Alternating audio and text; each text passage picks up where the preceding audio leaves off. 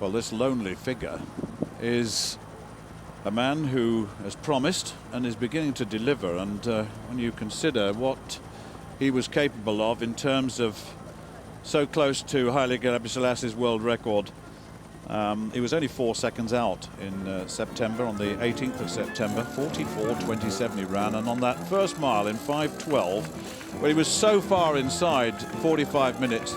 And incidentally, the best performance so far was set last year at Joseph Abuya at 45 minutes and 16. So I think that's in desperate danger. 2 miles gone then, and that is very, very quick.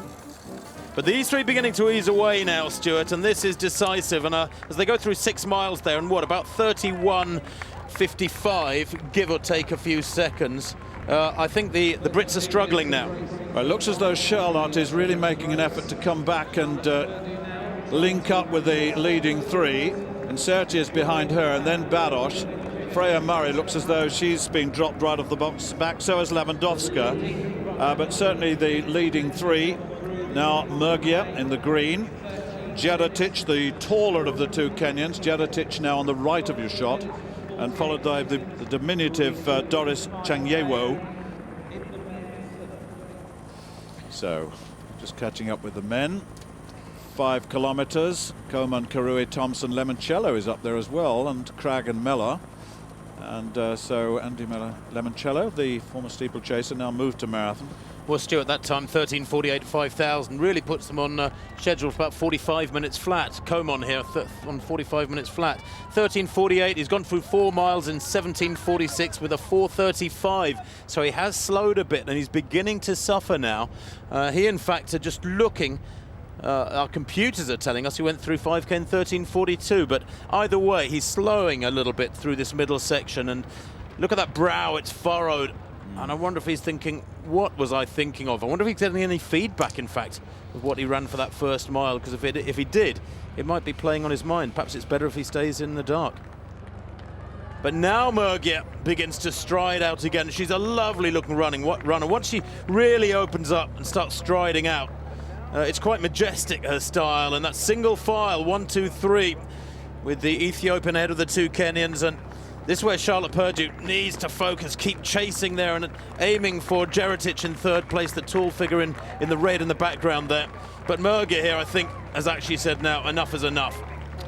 Yeah, Eastern Parade, Henderson Road, and then at 8 miles she will turn right and will head along the coast, and that's the last 2 miles that we've mentioned before. Purdue in 4th place, but this seems to me to be a significant surge in the final stages with a couple of miles to go in this race. That is now a push for victory, isn't it? It's a push for victory for Murgia of Ethiopia. She's 26 and stretching out now, and there is a big gap now. Look at that. Charlotte Purdue must be about 40 meters behind now, the lead, and that may well be too much, but she won't give in. Well, Coman here, Stuart. There's news. He's gone through 5 miles in 22:08. That's a 4:20T, so 4:22. So I was saying how he's got to really focus and work hard in this middle section, and he has done. He's applied himself well. Good crowds on this section of the course in Portsmouth, and he's really pushing on here. Look at that leg turnover. He's got a long stride, lovely relaxed style. Well, he certainly has, and he's also got himself back well within 45-minute pace, which is very classy indeed. He is absolutely flowing just down that. Look at the way in which people are applauding him. I mean, who would have expected that one man would have been so far ahead so early and then maintain it? He may well have gone he may have had a little bit of a bad patch after that first mile, Tim. I mean, you mentioned... Would be forgivable. Yes, it would be forgivable, certainly. But now I think he looks a little more comfortable again. Well, that's not the only domination happening here. Look at this. Murgia's got away, and that significant move was significant, wasn't it? She's got away well from Changyewo is in 2nd place. In 3rd place, Jeratic, and 4th place is Charlotte Purdue. But the margin of advantage now is, what, about 40, probably 50 meters or so between 1st and 2nd place in the women's race. It's been far more competitive, though, until this point in the race, when Murgia decided to really take it. She began taking part in road races in 2006, incidentally. She was 7th at the Delhi Half Marathon, and since then she's developed rather well. There are the split times, incidentally. 10K, Tim, 33. Yeah, 33 minutes, well, at 10 kilometres. I mean, that's a really classy time of 10 kilometres on its own. It's pushed, knocking on the door of world class for 10 kilometres alone. Never mind about having another 6 kilometres to run. But Jeritic, Murgia, Changewo, Purdue and Cherti Barros all together there. Barros just beginning to drop off the back of that group at 10 kilometres. This is where the little celebrations occur. Personal stopwatches will record times that perhaps they've achieved before, perhaps they've bettered them before. Well, they're all enjoying themselves, that's the great thing. Infectious enthusiasm.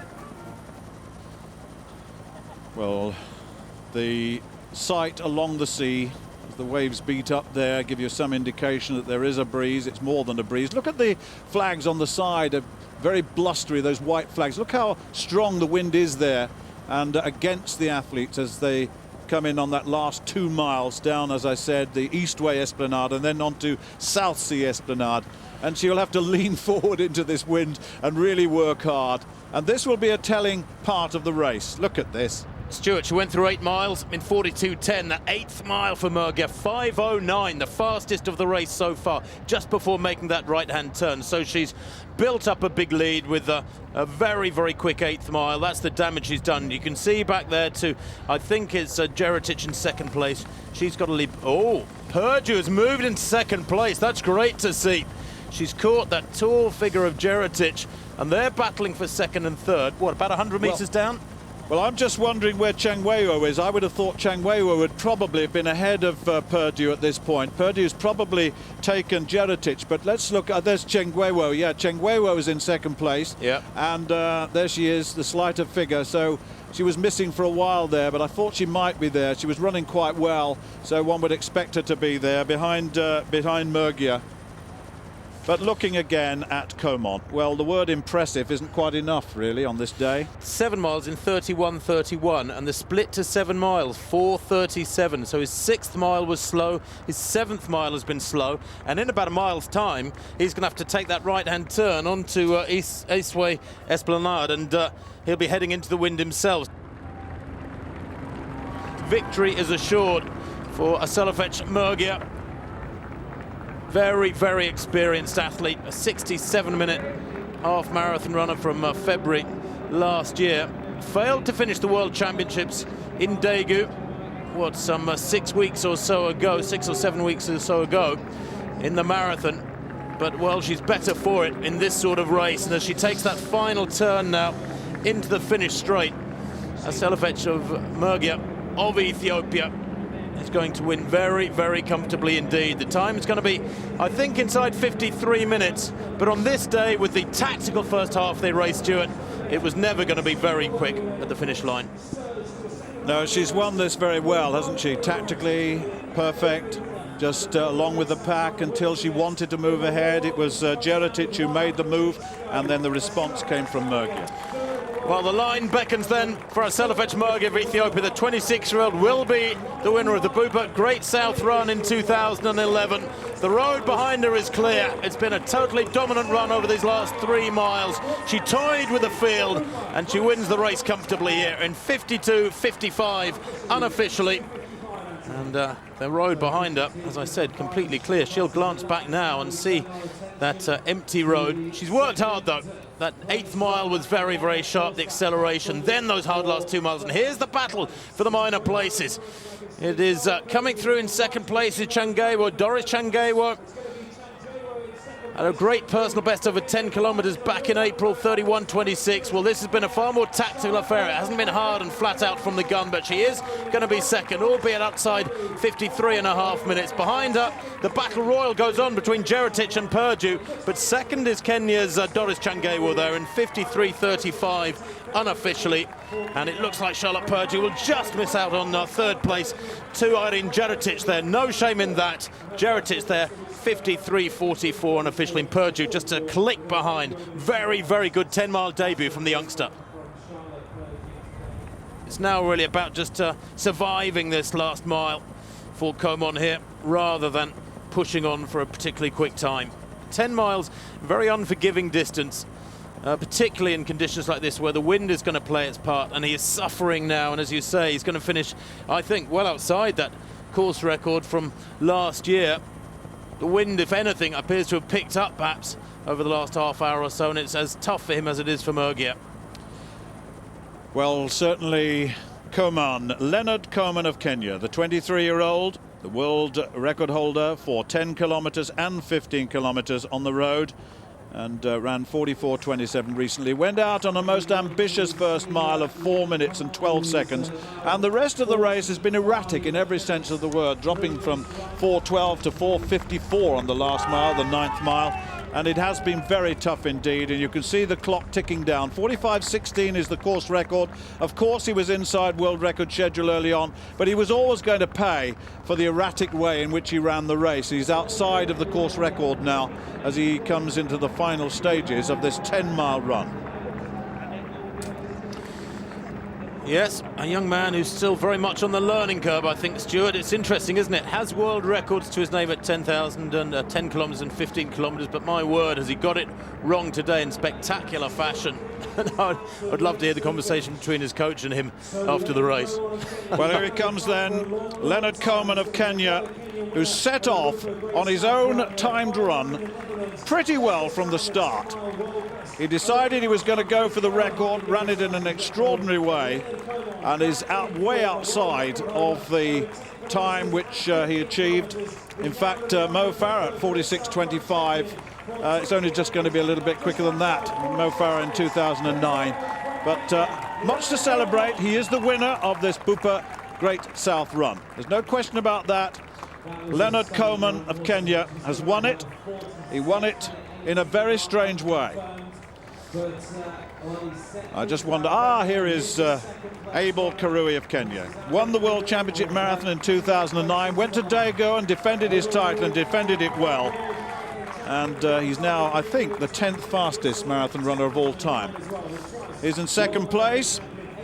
Now then, let's have a catch up and see where third place is. The two, a little bit of a, well, yeah, but where did you go early on is the question. Why did you go early on? Kirui's closed down on him in spectacular fashion. Yeah, and in third place, Alistair Cragg of Ireland. Very good run by him.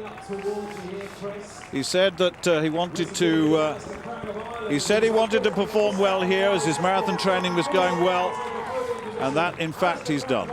Third place then for Alistair Cragg of Ireland. Well done to him.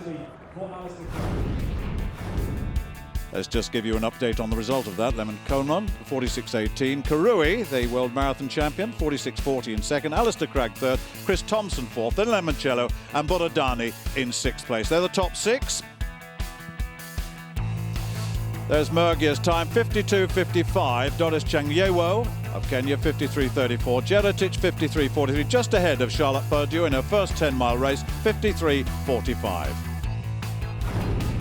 At 4 miles, I sort of slightly went over on my ankle, so the whole side of my calf was cramping the whole way. But I just put it to the back of my mind and carried on running. And were you mentally ready for that last 2 miles into the wind? I had heard some horror stories about it, but it was tough. Yeah, definitely, it was tough. I think I started well, but when I reached about 10K, a lot of wind came towards, then it hold me. I was not able to move faster, like for the start. That was the problem. So a fitting end to what has been a truly remarkable month of athletics on the roads of Great Britain. We will wrap up all of this year's Great Run series in our review programme coming soon.